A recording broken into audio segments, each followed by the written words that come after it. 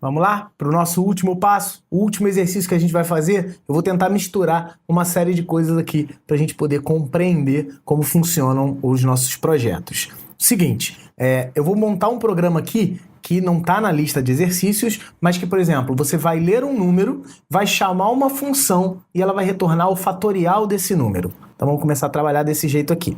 Já estou aqui no Portugal Studio e vamos fazer o seguinte, vamos ler o número, vamos começar lendo o número, inteiro, n, aí eu vou escrever lá, digite um valor e vou ler n. A gente fez já 1 milhão de vezes. Agora imagina que eu pudesse escrever na tela, botar aqui, ó, o fatorial de n é igual a, aí eu vou chamar fat n. Sendo fat n, eu preciso retornar um valor aqui, então eu preciso que ele seja uma função com retorno, né? Uma rotina com retorno, que é uma função inteiro. Uma função não precisa retornar só inteiro, tá? Ele pode retornar uma cadeia, né? Existem exercícios que vão retornar coisas diferentes. Então não é sempre inteiro, não. Inteiro fat, e ele vai receber um número. Eu posso até usar o mesmo nome, tá? Não tem problema não, eu posso usar o mesmo nome desse nome que eu botei aqui, sabendo que não é o mesmo n daqui. Esse n é daqui de baixo e esse n é daqui de cima, são valores diferentes. Para eu calcular o fatorial, vou fazer o seguinte, eu vou criar uma variável f e vou fazer para um contador, começando do número, e enquanto o contador for maior ou igual a 1, ele tira 1 do c. Isso porque, se você lembra muito bem, o fatorial, por exemplo, 5, o fatorial de 5 é 5 vezes 4 vezes 3 vezes 2 vezes 1, certo? Então eu fiz do número até o 1, somando, contando de trás para frente. Isso é, eu posso colocar qualquer coisa, posso colocar si aqui dentro, posso colocar o que eu quiser, né? A função é como se fosse um mini programa. E aí eu vou criar aqui, ó, o meu f vai começar com 1, porque o fatorial, o elemento nulo da multiplicação é o 1, eu vou fazer com que o fatorial seja ele vezes o contador. Aqui no final eu mando retorne o fatorial, o f. E esse f, que é o valor aqui do fatorial, ele vai voltar aqui para dentro. Tem que tirar isso daqui, vamos ver como funciona o negócio. Vamos executar, vou colocar um valor, 4, e ele mostrou, o fatorial de 4 é igual a 24. Vou executar de novo, o fatorial de 8 é 40.320. Ó, o seu programa ficou exatamente desse tamanho. Ó. Você pega um número, lê o número e mostra o fatorial de número é igual ao fatorial do número, ao fat de n. Olha que maravilha, ficou muito mais fácil do que eu escrever programas gigantes se eu utilizo funções. Na verdade, essas funções eles podem estar, né, no caso do Portugal não, mas no caso do Java, do PHP ou do Python, essas funções podem estar em outros lugares, podem até ter sido feitas por outros programadores. Então, a gente já fez isso, né? Quando você coloca aqui, ó, eu vou colocar aqui, ó, inclua biblioteca. Quando eu boto inclua biblioteca útil, como U, eu automaticamente estou incluindo um monte de função que já está dentro dessa biblioteca.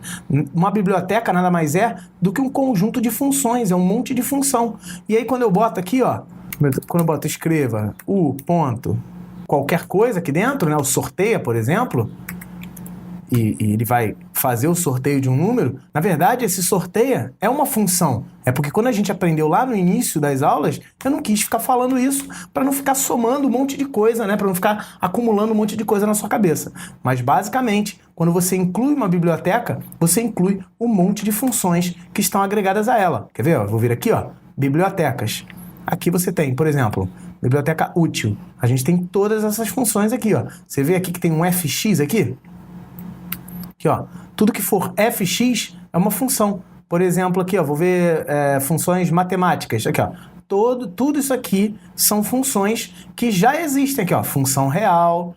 Aqui, ó, maior número é uma função real também. Arredondar, função real. Raiz, seno, todas elas são funções que retornam alguma coisa, certo? Vamos ver se, por exemplo, o sorteia lá, que está dentro de útil. Eu tenho o sorteia, ele é uma função que retorna um número inteiro, ó lá.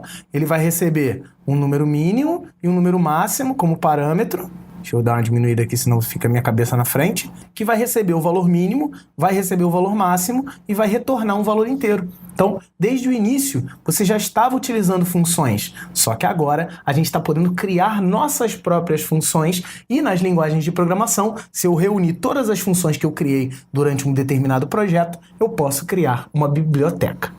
Beleza?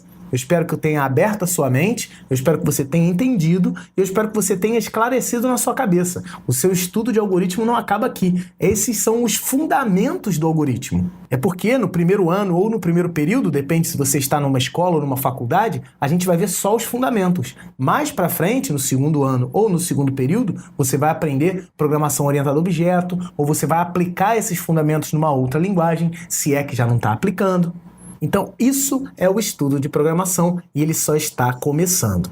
Espero que você tenha entendido. Se você não entendeu algum dos pontos, me procure em sala de aula, tira a dúvida, resolve seus exercícios e nunca se esqueça, os seus exercícios resolvidos no seu caderno valem muitos pontos. A gente tem uma lista, ó, olha que bonita essa lista. A gente está com a lista de 100 exercícios, ó, desde o início do semestre ou do ano, você tem lá desde o número 1 até o número 100. Se você completou e se você realmente fez esses exercícios, você não copiou as respostas, você aprendeu a programar. Se você está com dificuldade em algum ponto, volta nessa aula, volta no vídeo relativo a esse exercício, porque é muito importante você aprender a programar, porque isso daqui que você aprendeu comigo até o momento está longe de ser tudo aquilo que você precisa saber sobre programação. Esses são só os primeiros passos. Eu espero que você tenha gostado, eu espero que essas aulas extras, né, esses vídeos, tenham atendido às suas necessidades, tenham resolvido os seus problemas, porque você tem muito mais a estudar.